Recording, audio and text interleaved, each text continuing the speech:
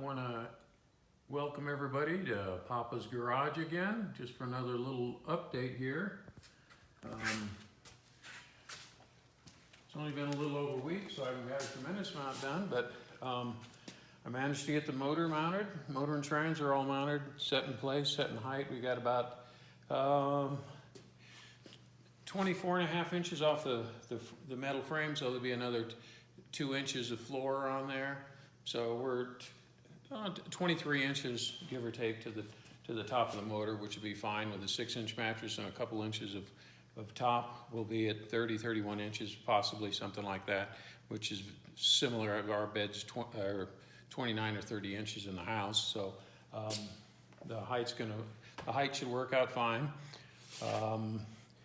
The mounts are kind of utilitarian. One of the challenges with this build is this motor's got to drop out the bottom, and all the cross members and everything else, all the mounts and everything, got to just unbolt, so it could, for maintenance or anything, it could be accessed, removed from the bottom, you know, with some kind of a jig or something. Now, you don't want to be pulling the back of this GMC apart, popping the motor out.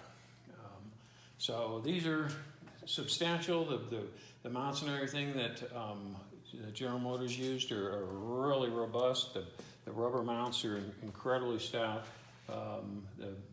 Maybe not the prettiest, but I'm thinking it's going to see it going down the road at 60 miles an hour. So I think we should be just fine.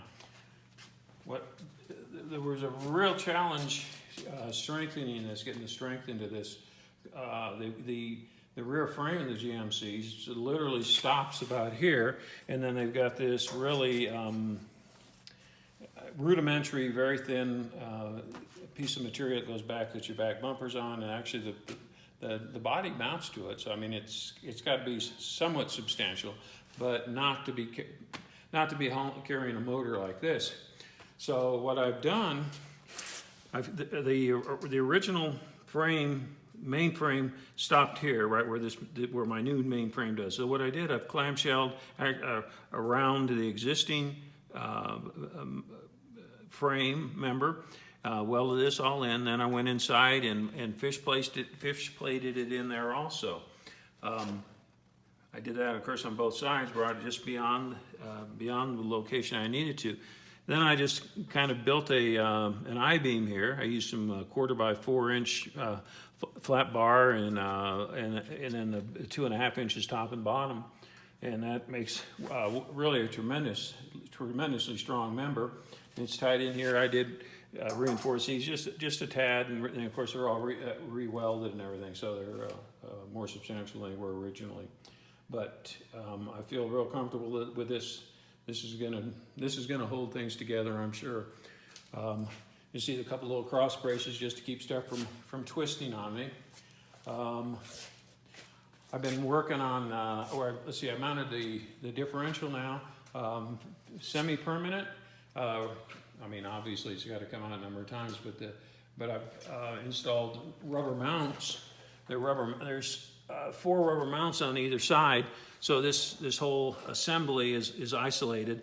This assembly here, it comes up here, and this is a rubber isolated. This is a factory piece that the navigators and expeditions use. So all I've done is brought it into this cross member. Now this cross member is going to have to be doubled up or beefed up.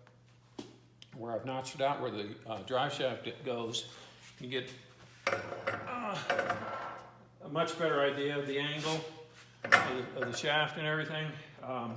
Got under 12 degrees there, so it'd be under 6 degrees on the joint. They should be just fine, even without a double cardan. I've done something a little different. We typically don't have good parking brakes on these things. So this one's a mock-up. I've got another piece coming that's another almost 2 inches larger in diameter. But what'll happen? This piece mounts on here. I'll then use a Tesla parking brake, which are also used as an emergency brake in the case of a Tesla. This will be mounted down in here.